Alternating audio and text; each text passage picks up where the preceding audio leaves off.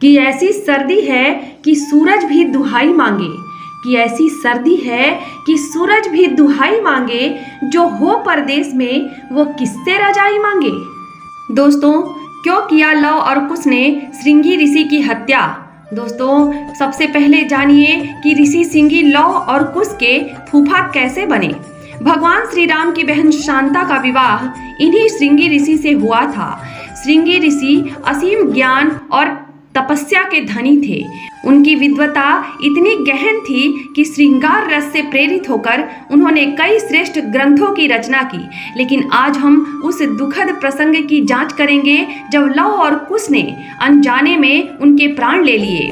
बात उस समय की है जब लव और कुश अब भी बाल अवस्था में थे। वे वाल्मीकि ऋषि के आश्रम में रहते थे और गुरु से युद्ध कला तथा शास्त्रों में पारंगत हो चुके थे। एक दिन अपनी कुशलता आजमाने के लिए वे जंगल में शिकार पर निकले। उसी जंगल में एक पर्वत के पीछे श्रृंगी ऋषि गहन ध्यान में लीन थे। उनके शरीर पर तपस्या के नियम अनुसार सिंह की खाल ओढ़ी हुई थी। दूर से देखने पर लव और कुश को लगा कि कोई हिरण छिपा बैठा है। केवल सिर और थोड़ा सा शरीर दिखाई दे रहा था। उत्साह में बिना कुछ सोचे उन्होंने धनुष पर बाण चढ़ाया और उसे छोड़ दिया। बाण सीधा लक्ष्य पर लगा और अफसोस, श्रृंगी ऋषि की वही देहांत हो गया। जब दोनों भाइयों को पता चला कि उन्होंने एक ब्राह्मण ऋषि की हत्या कर दी है तो वो डर से कांपते हुए वाल्मीकि ऋषि के पास दौड़े। रोते हुए बोले, गुरुदेव, हमसे बहुत बड़ा अपराध हो गया है। कृपया हमें क्षमा करें और बताएं कि इस पाप का प्रायश्चित क्या है। वाल्मीकि ऋषि ने गंभीरता से कहा, पुत्रों, यह तो महान पाप है। तुमने एक ब्रह्म ऋषि का वध किया है जो ब्रह्म हत्या के बराबर है। यह सुनकर लव और कुश और अधिक दुखी हो गए। उन्होंने प्रार्थना की, प्रभु, कोई उपाय बताएं जिससे हम इस दोष से मुक्त हो सके।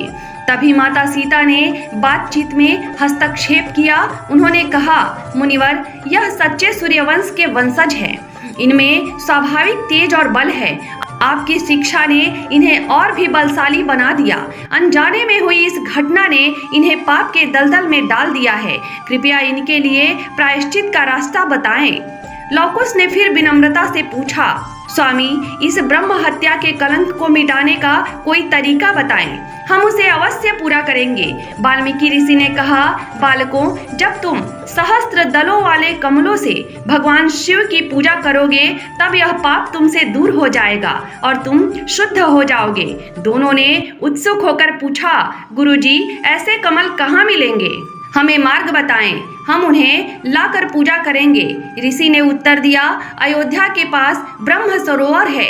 वहाँ सहस्त्र कमल खिलते हैं जिनसे स्वयं भगवान राम रोजाना शिव पूजन करते हैं। सरोवर की रखवाली सैनिक करते हैं जो चारों तरफ पहरा देते रहते हैं। यह सुनकर लव और कुश मुस्कुरा पड़े। बोले, वे सैनिक क्या कर लेंगे? हम खुद जाकर कमल ले आएंगे। अगर पिता राम वहाँ आए तो हम उनसे युद्ध करेंगे और बंदी बनाकर आपके पास लाएंगे। दोस्तों, दोनों भाइयों के मन में राम के प्रति इतना घृणा क्यों था? क्योंकि वाल्मीकि ऋषि ने शिक्षा के दौरान उन्हें बताया था कि प्रजा की निंदा के कारण श्री राम ने माता सीता का त्याग किया था।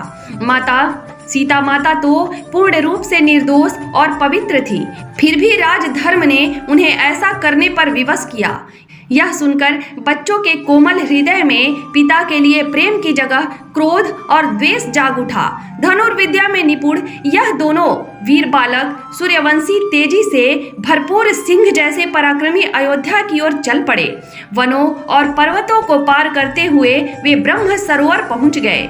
लव कुश ने सरोवर में उतरकर ढेर सारे कमल तोड़ लिए। गुस्साए रक्षक उन पर झपटे, लेकिन लव ने उन्हें आसानी से परास्त कर दिया।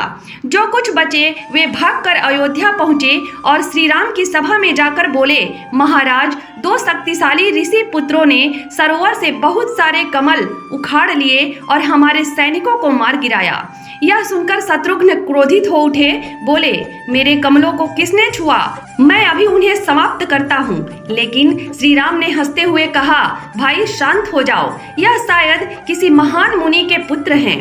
ब्राह्मणों की आज्ञा का पालन करना चाहिए। अगर तुमने उन्हें मारा तो श्राप लगेगा और हमें पाप चढ़ेगा। राम जी ने अनुमान लगाया कि वे उनके अपने पुत्र ही हैं और इस तरह शत्रुघ्न का गुस्सा ठंडा कर दिया। दोनों भाई कमल लेकर आश्रम वापस लौट आए। माता जानकी और गुरु वाल्मीकि उन्हें देखकर चकित रह गए। कमलों को देखकर वाल्मीकि जी बहुत खुश हुए और बोले, इन बच्चों का पराक्रम तो आश्चर्यजनक है।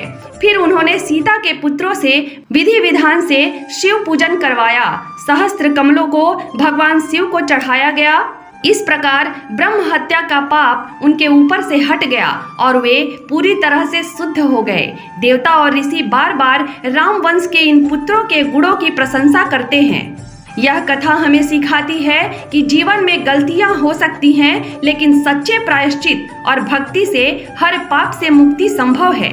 दूसरी शिक्षा यह है कि क्रोध और द्वेष से बचना चाहिए, क्योंकि वे अज्ञानता में बड़े अपराध करवा सकते हैं। तीसरी शिक्षा है कि माता पिता के निर्णयों को समझने की कोशिश करनी चाहिए, क्योंकि उनके पीछे गहरे राज और परिस्थितियां हो सकती हैं।